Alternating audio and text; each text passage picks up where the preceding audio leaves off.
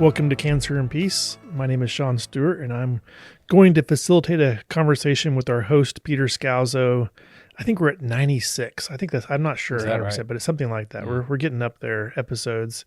Mm-hmm. So we are going to celebrate at 100. Does that sound good to you? Yeah. All right. If we both make it alive. Yeah, true. We're coming up on the holiday season. Who knows? But we've been talking about story work, right? Yeah. Yep. And last week you shared a story that was, one of the bigger stories, and we called it a story of harm. And we just interacted on a little bit. And I thought it was good. How did it feel to share that story and to just spend some time there? Yeah. That was a question. Oh, was it? So, yeah, it was good. It was, the story work has been beneficial for me to go back and feel the feelings and to remember what happened. And it really does bring me back into the moment. One of the issues about today's podcast, which the listeners may notice, is that I was under anesthesia yesterday, and I'm still feeling the effects of it. You have some fog, yeah. Yeah, I have some fog today. So if you see me leading the witness today, it's because I recognize there's a fog. His eyes are glazed over. Yeah. I had a nephroureter installed tube. It's a tube, and so it goes down through the kidney, through the back, down into the neobladder, and then into a bag also. It's a dual system. So that was done yesterday, and I'm still... Peter showed off valves. He literally has valves he can turn on and turn off, and he can decide which way he wants things to go. Yeah. Yep. It's such a bizarre thought even. Plumbing, yes. He has exterior plumbing and interior plumbing. Yeah, it's one kidney. Basically, I have one semi-functional kidney left, so it's in an effort to salvage and to keep that going. So we are working on it. But it is an uptick from where you've been for the last several weeks, where things have been operating slow. So that's past year, really. Yeah. For 5 years, I had stents, ureteral stents, that constantly got clogged up and actually produced more of a problem than they probably helped. But my whole system is made up of intestinal tissue. The ureters that go down into the neobladder, and the problem is they kink and they form strictures in them. So we tried stents for years and then lost even more function. So now we're down to this external bags and things. So that was my phone falling on the floor. So let me look and see how long. What time are we? Okay, here we are. Yeah. I want to just so we recapped a little bit last week. You shared this really deep story that was one that brought a lot of emotion and thought related to, and we call it story of harm. And one of the things that we do in recovery space for inventory is we do something we call a balanced inventory, and that is we try to look at the positives, the things that are blessings in our life, as well as those things where we have negative impacts on our lives and that show up with character defects. And so today we're going to just let you share a little bit of a story of blessing and I'll let you share that story, and then we'll interact on it a bit and just see how that relates to this. And this is good. We've been doing this in our own story work group, and I had originally thought that the stories of blessing would be relatively quick, maybe somewhat benign in their impact. And I have found that the story of blessings are probably just as impactful, if not, they as the stories of harm and emotions and impact on, how that makes you think and act as you go forward. Your story, how it impacts the way you think about your story. So I don't know if that's been your experience also from our. Yeah, definitely. And we talked about a story of blessing that I was going to relay today. And the interesting piece, as I think about it right now, is it followed a story of harm that I haven't really talked about. And I probably won't get into that story of harm, but it does provide the background for the story of blessing. It's funny, isn't it, how some stories have both a blessing and a harm element to it. I've found that as I've done this story work. But I just have to give just a quick background for this story of blessing. Because, and it's great time to do a story of blessing, right? Because Thanksgiving is tomorrow. And, it's great to think back and reflect on what God has done in this journey for me, which has been amazing.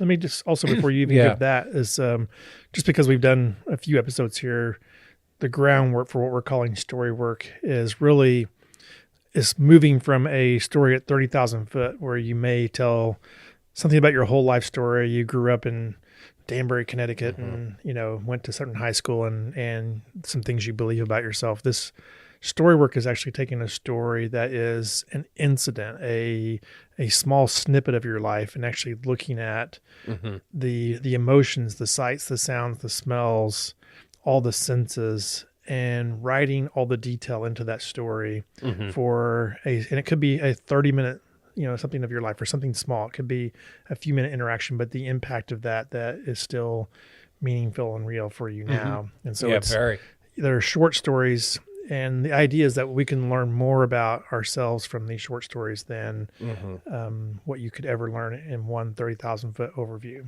Okay. And so in 2015, when the cancer had turned metastatic, and I have a lot of information that I've given on that.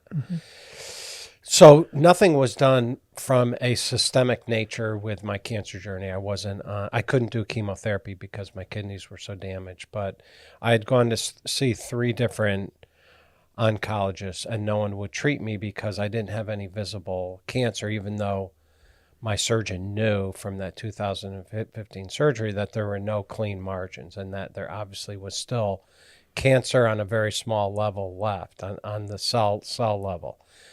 And my cancer did not have a blood marker test yet. So we couldn't do a blood marker test to tell whether or not the cancer was there. He had cut it away from the region. Aorta was wrapped around there. It was all in the ureters. It was throughout the region. He had cut all the cancer out. So it didn't show up on a PET scan, which really requires an actual collection of cells, otherwise known as a tumor, that lights up. And so we couldn't tell that I had cancer there either. So I went 2 years without any treatment, just scans and looking at things and all that after the 2015 surgery. Yeah, just kind of waiting. I knew something was going on. I did not feel well. And in 2017, I went in for a typical checkup, which for me means my surgeon's office is on the 5th floor of Phelps Hospital, which is located in Sleepy Hollow, New York, right on the Hudson River. It's actually a beautiful setting. Rockefellers have a park there that you can walk around in. It's actually a gorgeous setting. But I'm in the 5th floor there, and I am not feeling well, and he scopes inside and sees cancer. So he does not let me go home. He admits me to the hospital. This is 2017. It's 2 years after, and I'm not. This is not the story that I'm talking about. But background. Yeah, background is that I was there for 3-4 days, and he went in and took a sample of the tumor, and there were tumors in my neobladder, but took a sample of the tumor, and also we did a CAT scan and saw tumors outside of the area, outside in my pelvic region, and in this particular story, when the result came back, he rushed him down to Lenox Hill Hospital in Manhattan to get pathology done on that.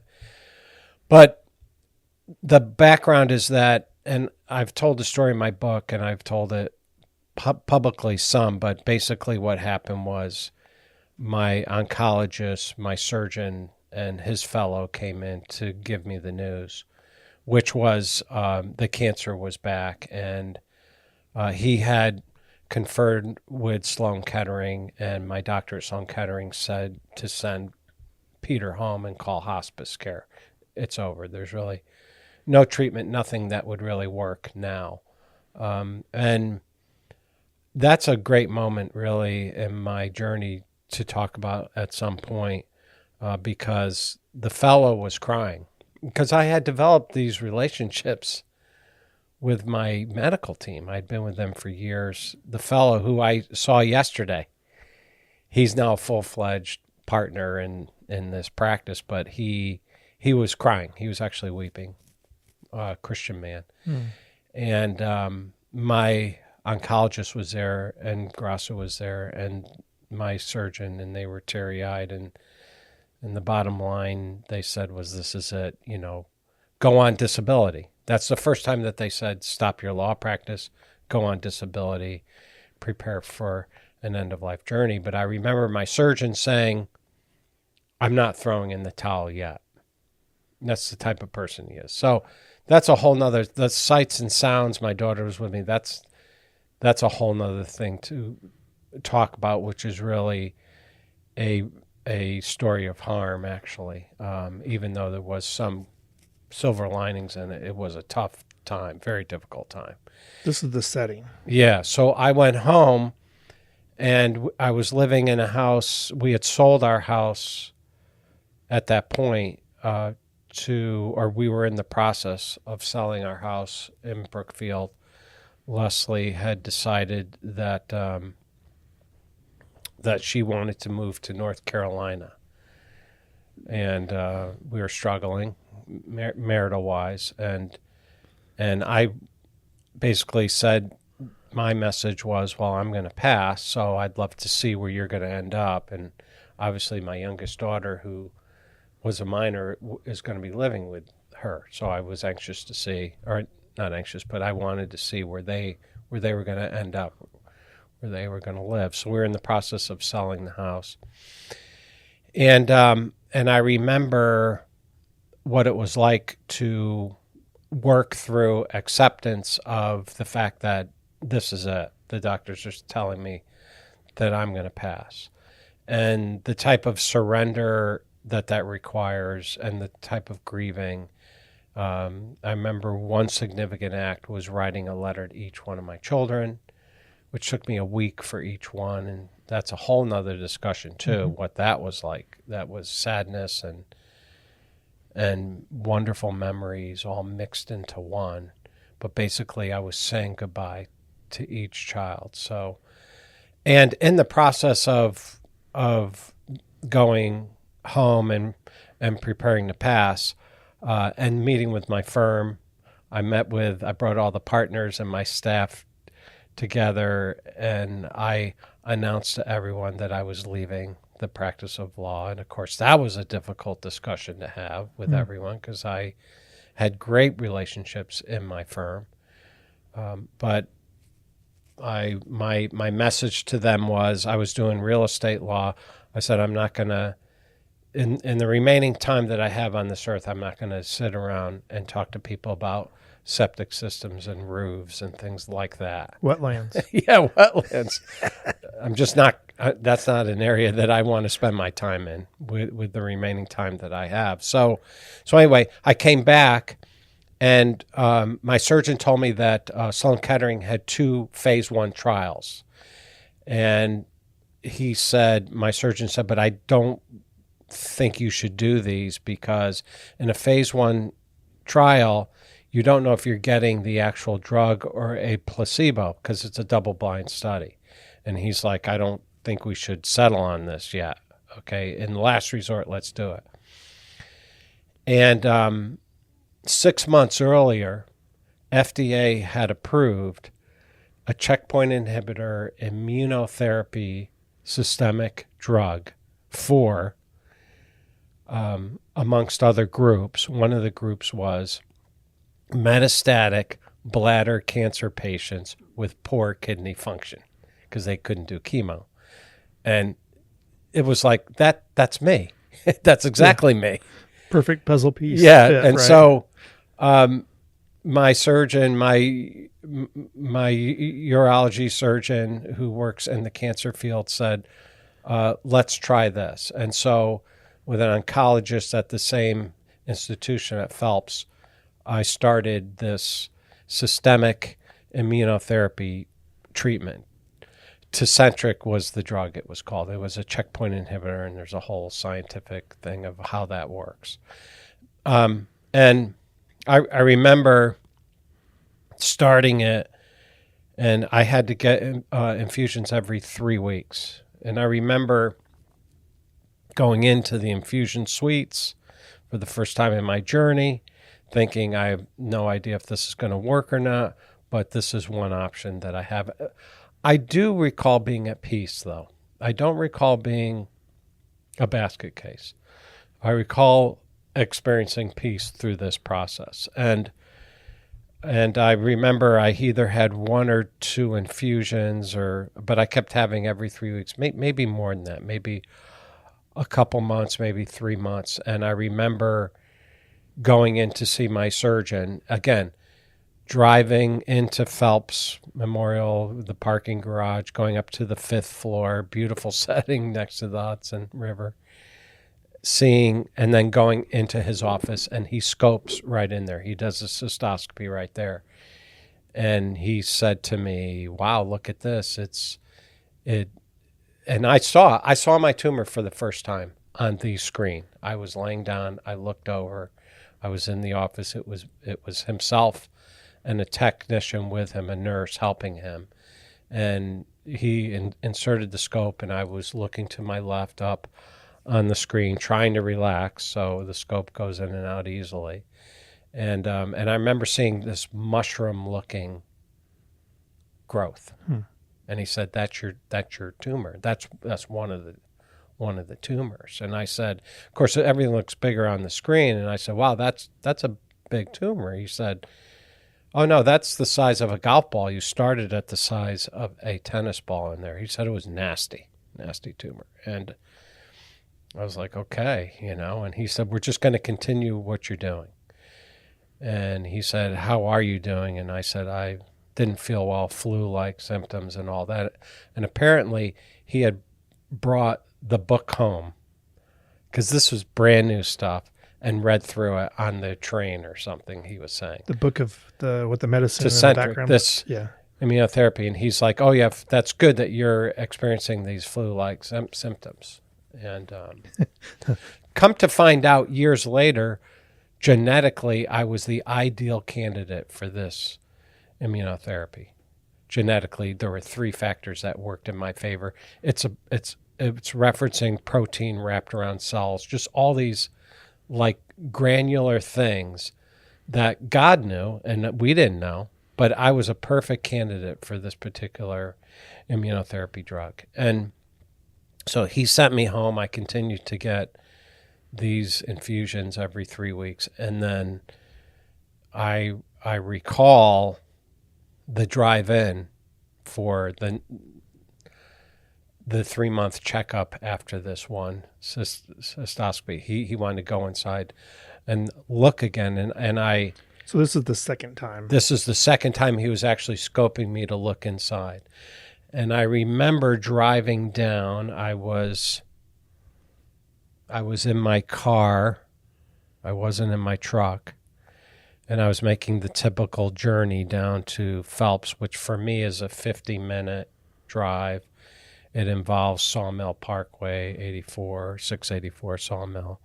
Get off at Pleasantville, New York. It's actually a beautiful, it sounds beautiful, doesn't it? It is. Pleasant. Yeah. It's Pleasantville. But Sleepy Hollow, New York, Yes. where Ichabod Crane and all that, and very picturesque. So whenever I drive to Sloan Kettering in New York City, I feel tension inside of me. I feel this tightness, because not only is it Manhattan, but Sloan was the site of me finding out about my cancer, and just a lot of surgeries down at Sloan that were hard surgeries. And and the setting is busy. It's hurried. The city's like a pressure cooker. Likely trauma attached to yes. that. And Yes. and it's not like a serene place. Whereas I had surgeries at Phelps, but I always liked, in fact, the thought I had was, if I was ever to pass, in this journey, this would be a place that would be nice. I know that sounds a little morbid, but I'm like, wow, this is a nice setting. Beautiful setting. It is beautiful up there. I agree. Yeah. And so anyway, I parked in the parking garage. I did my journey up I don't think my brother was with me for that one, but I knew I had to get scoped again. So you were by yourself this time? I think I was by myself. And it was typical for me to do a urine sample, so I do that first. And they culture it, and they look for cancer cells in it. That's their typical thing. And I remember waiting in the waiting room. The interesting thing is, as I was driving down, and I know this is going to sound absolutely crazy, but as I was driving down, I had almost like a video in my mind of exactly what happened. I can't explain how I got this, but it was almost like God was going to do something special. That's what I had that's the feeling that I had. I don't base that on anything but the sense that God was going to do something special. I didn't know exactly what that meant, especially now, because in this part of the journey, and so I was asked, they do vitals, and that's in another part of the office. Then they asked me go into the cystoscopy room, which it's always a stressful time for me in the office. My doctor, who I didn't see him yesterday, but I saw him last week, and he is a very direct surgeon and not high on sugarcoating anything. He just comes out with it. And I've been with him now for 14 years almost. So, but it's hard. You have to brace yourself. I have to brace myself. When he tells me things, I have to get ready because he's going to say it like it is. So are you holding on to the... Yeah, so it's not much on feeling and like warm feelings and that. He bursts in the room. That's as usual. Speaking about something. Might even be something political or something, but he's a very colorful, very skilled.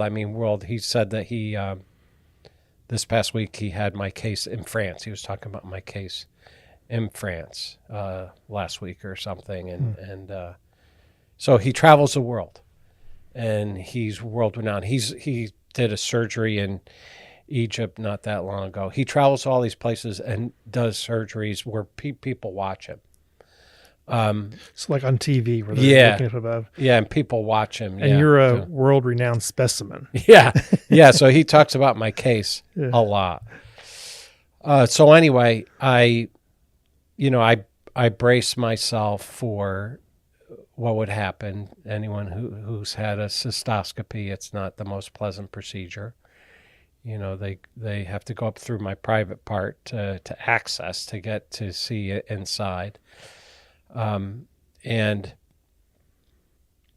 so I was lying on the table. I had some Linacate or some Novocaine kind of thing that they had put in, and the surgical towels were over me. I forget what you call them. They spread them out, and they put the iodine down in there, and they have all the instruments laid out that have been sterilized just for this scope. And the scope's lying to the side. My surgeon isn't in there yet, and I'm looking at everything. And inside of me, I feel the stress and tension mounting. It's always one of those things where I try to keep myself as calm as possible, but at some point you're just faced with so much. It's overwhelming, and but there's still a peace.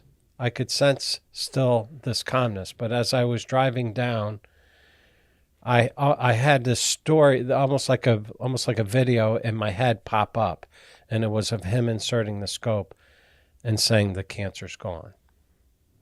And it was like, wow, wouldn't that be unbelievable?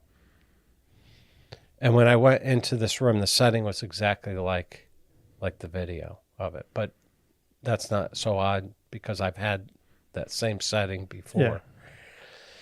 And he bursts in the room as usual, and he's talking away, and he's getting the scope ready, and he's saying, well, let's see what's going on now, what's happening. And I'm laying there on the table and getting ready for him to insert this thing.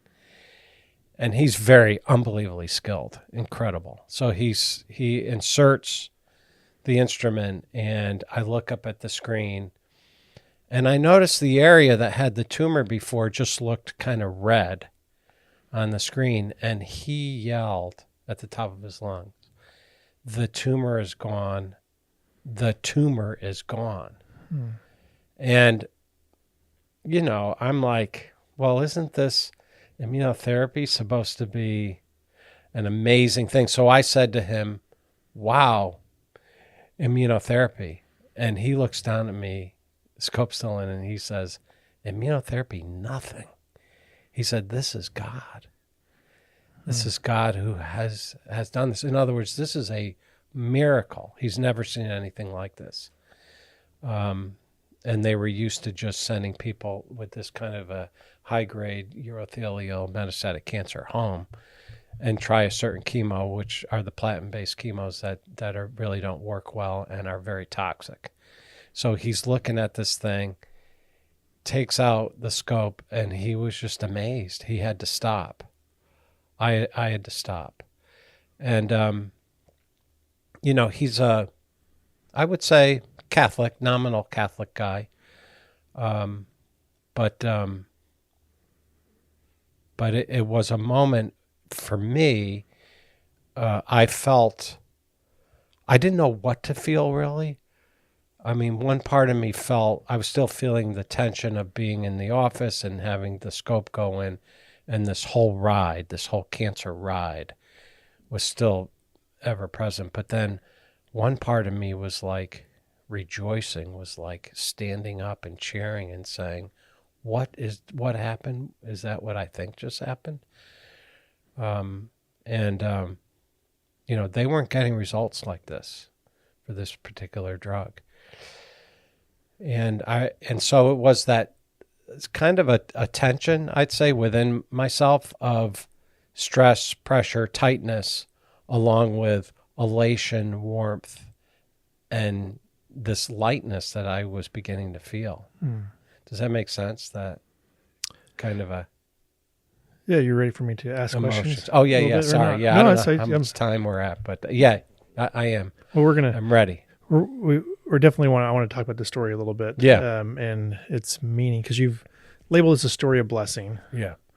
And what was the blessing? I think the blessing for me was facing one of my greatest fears and seeing God's incredible hand of rescuing, deliverance, healing in it. I had felt his presence before, but remember, I had 6 recurrences. I was used to the cancer just having its way, but knowing God had a plan. But this was something unique. This was something different. You said something interesting to when you were sharing this, and you as you got the news, you didn't know what to feel. Mm-hmm. And I think this is common, so I actually don't think this is unusual. And so, but I'd like to go back to that moment as you retell the story now. What is it you feel? A tension. I feel, on one hand, I feel sort of the terror that's been part of this journey. It's like an underlying thing of pain, suffering, fear of death, that sort of thing. Yes. The terror aspect. Yeah. But then the overwhelming aspect of the fact that God can do whatever God wants. And like in this particular case of him doing this, where the tumors disappeared, and that was not an expectation at all. It it wasn't something that I expected. It was a gift. Like, it was like, oh, wow. Like, I was so fixated on saying goodbye and transitioning to heaven, so fixated. This was like, no, this might mean that I'm actually going to live. It's interesting. Mm-hmm. You shared in the details of your story that on the road trip down, that I'll put my words in, that God gave you a precursor to the news. What do you think that means and the why? I felt a certain excitement and warmth when I got that precursor. And I thought, wow, is this going to be something unique? Because I always felt like, even back to 2005, when I believe God spoke to me and said, I want you to be transparent about this journey, I always felt like, why do I need to be transparent? I don't want to be, but I will, if that's what God wants. And I always felt like he was going to write this story, and I was a participant. He was going to do something special with this journey. That's why the 2015 surgery was so devastating when it became metastatic, because I thought, this isn't what I bargained for. I want to highlight a few things and see how they speak to you. And that is, you said in the story that you didn't, or just even a few minutes ago, that you didn't expect positive results. And that speaks to a level of hope in your medical journey, I think. And then when you, on the way down, you got a precursor to the story. And so that was, and there must be meaning to that. So that's why I wanted to explore that with you, just and not give you what I think the meaning is, but let you explore that meaning. And then something else that just strikes, and we've talked a lot about hope, so that's something worth interacting on a little bit. And then when you described the scenario of him saying that the doctor shouted, which is, you're just thinking about a doctor shouting in a joyous way is a pretty amazing thing. I don't think I've seen that in my lifetime. And so, and you might think about how often you've seen that in your own, having gone through all the trauma experiences of the different, I can see, maybe a picture of in a emergency room, them shouting at each other, stat, this, blood, something because of emergency situations are in, time and the speed and intensity of the moment, shouting at each other, not in a angry way, but as in, crisp, clear instructions. But you talked about a doctor who shouted, I think, an expression of joy. And I'm really fascinated by your response, and that was the immunotherapy. And then I'm even more fascinated by your doctor's response, because you would term him, and if he's listening, this is not but nominally religious in his own Catholic faith, and so that's neither here. Like I'm not here to judge or whatever it is. I just how active he is in his faith. It's not either yours or ours, but but he made a statement about faith, about what really happened here. And what did you feel right after that? That something very special had happened. I felt I couldn't digest it at the time. I felt warmth and like excitement. Yeah. But I couldn't digest it. I didn't know the backstory for him, which is that statistically my result didn't bear out. Like they didn't have that kind of a result with these drugs. So, now they have more data. It's still less than 1% is like gets where the cancer actually disappear kind of thing. But yeah, I think that so he had that whole medical background, and he's thinking to himself, this is impossible from a medical perspective. Yeah. And I don't know. I'm thinking, oh, wow, this new treatment's great. And he's thinking, new treatment, nothing. This is a supernatural event. Yeah, this is the thing that I was really wanting to explore with this story is that this is a story of blessing. Yeah. And inside, so you tell me if this resonates with you, and if it doesn't, you rephrase it. But inside of you, on the way down, you had a story of you have all the trauma that comes down there, but it wasn't a story of hope. It was a story of uncertainty coming down, and it was also a story of medical outlook. And what I think happened, and the reason why the importance of receiving a prevision of this was it moved from a story of being blessed by the medical community to being a story of being blessed by God himself.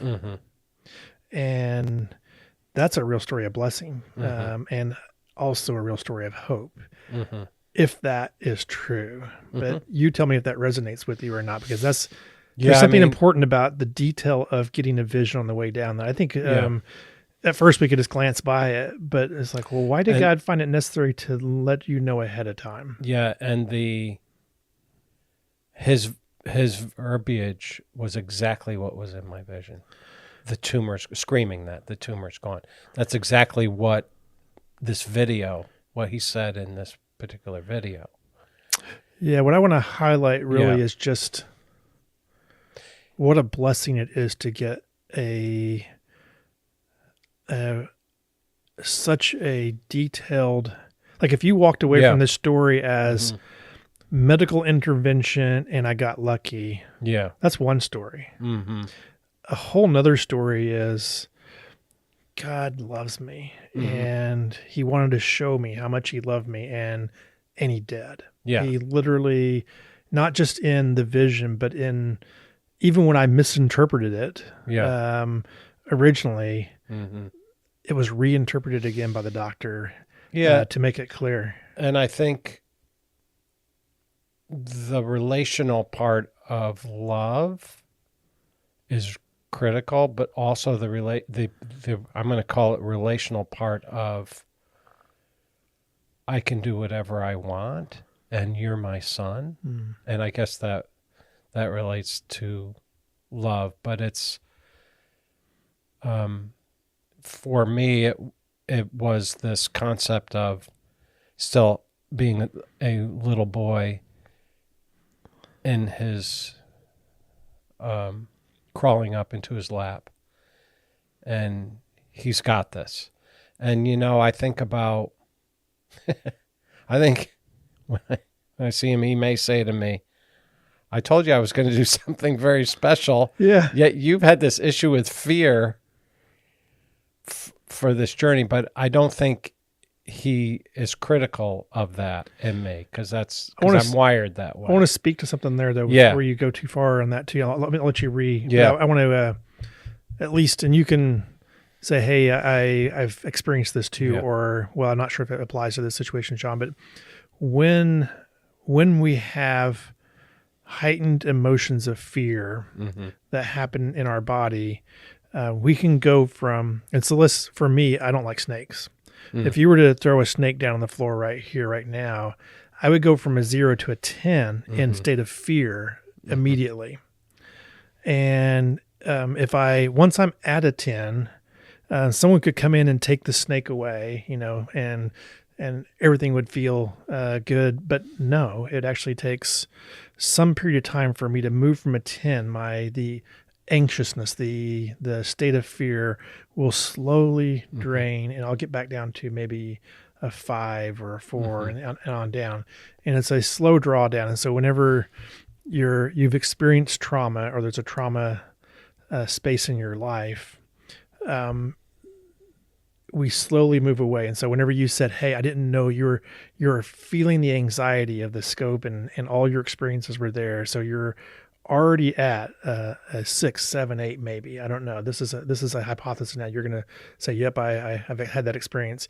And what happens? Let's say that somebody had thrown that snake down and then it was carried away. But if I turn and I see something on the floor that even halfway resembles a snake now, and if I haven't moved all the way down, I'm at a 7. It's like the spike from that is so quick. Because my emotional status is already heightened in this, and we as humans are wired this way. Once we've had a fear experience, we have fight, flight, all that built into us. If you think about all of your experiences in life, the time it takes for your heart rate to slow down and for all the things that are happening in your physical body is a response. And so you sat in this room and you had all the heightened tensions of all your experiences of anxiety, of the harm.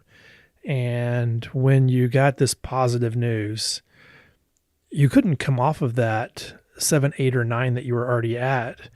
And so you had the news of new elation mixed with your body is still sitting in a quasi fear anxious state, and it feels so conflicting. And so, and the blessing that you got wasn't that you were a bad guy that you couldn't interpret, you couldn't see it. It's, you had these conflicting forces happening inside of you at the exact same time. And the thing that was sticking out, like when I was thinking about it, it's almost like, can you imagine being on trial for murder or something and the jury coming back and let's say you didn't do it, but they come back and say, not guilty. You have all that anxiety of waiting and your life is in their hands. What's going to happen next? Can you move to, I'm done. Good. I'm free, in a moment? I don't think so. We're not wired that way. And I think when I heard your story, I was just thinking about this and yet now you can sit back in time and reflect on how much God loves you. Mm-hmm. How much of that, totally resonates with what you're saying. Yeah. With in fact, you just put to words something that I have felt in the past and has even colored my reading of the scriptures. In other words, the woman who had the flow of blood and she touched the hem of his cloak and she was healed. I was thinking, she's still dealing with the trauma of she was an outcast because of the blood. She was considered unclean. You know what I mean? She spent all her money on physicians, the scripture says. So she's bankrupt in every way, relationally, people, because she's unclean. Emotionally, she's probably just had it. And financially, yet, so she touches this cloak and the power leaves Jesus, right? And he says, who touched me? Yeah. And it's her. Yeah, so she probably still had that trauma of what had been going on. Yeah. And then all of a sudden, that unbelievable healing love just flowed into her from this physical healing. But I imagine just relationally, she just connected so much with Jesus in that moment. And yeah, I think it's a great point that you make about, I still had the trauma, that there was that tension of that trauma was still there, yet I saw something that was a miracle.